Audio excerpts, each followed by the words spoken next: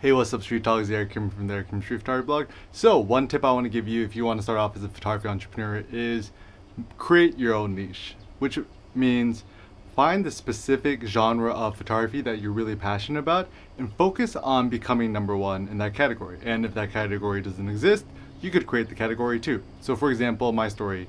When I started street photography in about 2009, 2010, I was really passionate and interested about street photography, but couldn't find any resources online on how to shoot street photography. And so I started to pursue my passion of street photography and started to blog about it, and eventually which ended up me teaching workshops, me selling products, and creating books. And at the time, the niche of street photography, I think it was still pretty, like, people who were into it, but it wasn't really a mainstream concept yet. And my passion was street photography, and to be honest, I didn't really think I'd be able to monetize it and make it into a living. But I was passionate enough and interested enough to just try. And of course, everyone's like, "Oh, Eric, you're crazy for trying to start a street photography as your career. There's no one who's done it before, therefore you're not going to succeed." And to be honest, all the naysayers out there are people who are just usually people who are actually just kind of looking out for you, people who just want to make sure you don't do nothing crazy.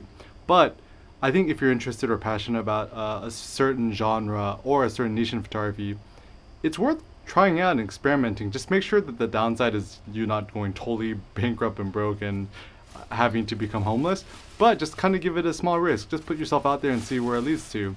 Generally, a lot of people don't know what their passion is, or they don't know what their niche in photography is.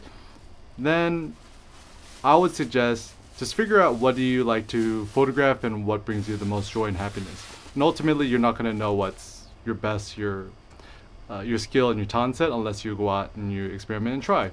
And also, I would say when it comes to starting off a niche, start out your own YouTube channel, start your own blog. Generally, if you don't have a blog, I'd recommend just registering bluehost.com and register wordpress.org and start to blog and share information. And the more information you share and the more knowledge you create, the more you're going to help grow the genre.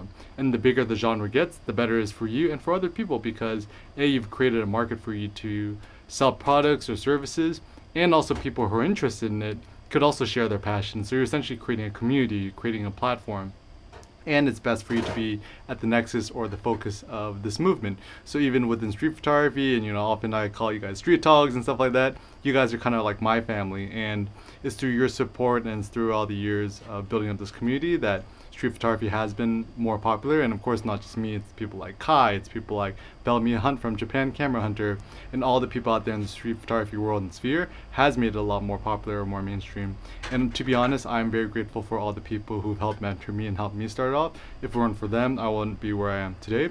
So I would recommend, if you want to start something in photography, let's say your niche is like film photography, maybe figure out if you could be the guy for film photography, or even becoming more niche, like a film wedding photographer or a film lifestyle photographer. And there's so many different ways you could cross-pollinate your different skills, your different talents, your different ideas, and to create it to become unique. If you're not sure whether your niche is popular enough, I would just recommend Googling it, see if other people have done it before, and seeing how they have done it.